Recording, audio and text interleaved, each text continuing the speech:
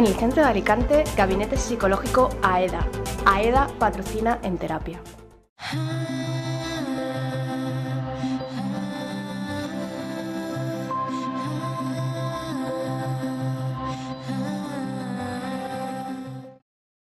Buenas noches, estamos una semana más aquí en Conexión y esta noche vamos a hablarles sobre la escultura y la psicología. Para ello tenemos con nosotros a Miguel Bañuls, que nos ha recibido aquí en su estudio situado en la calle Marco Oliver.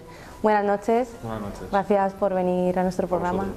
Bueno, Miguel, ¿qué recursos emplea la escultura para transmitir sensaciones a quienes la observan? Pues yo creo que los mismos recursos que otras disciplinas artísticas, con las peculiaridades de su propio lenguaje, pero puede expresar prácticamente lo mismo que la música o que los audiovisuales o que la literatura, porque dispone de recursos como el tiempo, como el movimiento, como el lleno, el vacío, la belleza, la fuerza, la gravedad, bueno, en fin, y luego tiene todo eso se expresa con sus propios recursos técnicos propios de los materiales, del espacio, del volumen, pero creo que no hay mucha diferencia. ¿Emplea la escultura o puede emplear ilusiones ópticas? ¿Qué ejemplos nos recomendarías?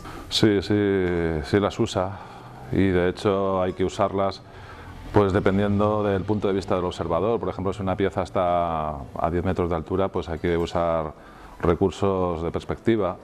De todos modos, aquí en Alicante tenemos a Eusebio Sempere, que es uno de los escultores y pintores consagrados que más ha investigado sobre esto. Y bueno, su obra es un ejemplo de cómo usar esos recursos.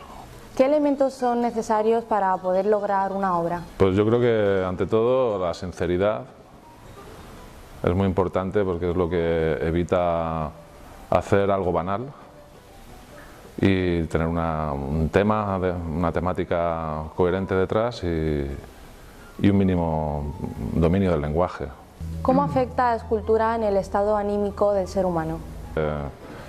Yo creo que si estuviese deprimido, a mí me encantaría encontrarme con alguna pieza por ejemplo, El peine de los vientos de Chillida o La magia de Anish Kapoor, que a mí particularmente me levanta el ánimo, y bueno, yo creo que es inherente a las artes, y en este caso a la escultura, el influir en el estado anímico. A lo largo de la historia, muchos artistas han escondido mensajes o ideas en sus obras. ¿Esta ocultación resulta complicada? No resulta complicado. Yo creo que la mayoría de las veces tienes que hacerlo, porque explicarlo todo quita parte del misterio, y yo creo que una obra artística tiene que sugerir, y para sugerir hay que ocultar ciertas cosas o parte de la información. La escultura hasta finales del siglo XIX era un claro reflejo de la realidad. A partir del XX empezó a usarse como elemento de expresión conceptual.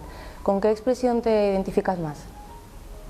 Yo creo que de todos modos el concepto ha existido siempre, y siempre ha habido artistas, y detrás de un artista siempre hay una idea, siempre hay un manejo del concepto.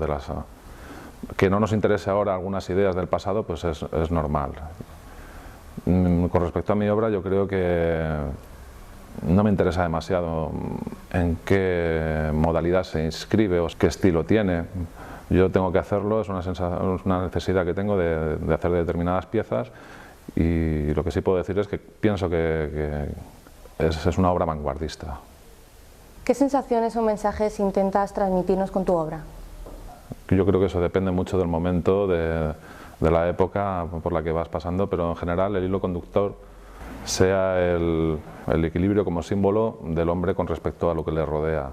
Me interesa mucho la huella que el ser humano deja en la naturaleza, cómo la industria se puede humanizar, y yo lo que hago prácticamente todo está hecho de una manera casi industrial, pero humanizada. Me gusta creer que la huella que dejemos nosotros pueda convivir con la naturaleza o con el entorno. Creo que es reivindicar una huella sostenible. Pues esto ha sido todo por hoy. Buenas noches y gracias por seguirnos una semana más. Gracias a Miguel por estar con nosotros. a vosotros. Ha sido un placer.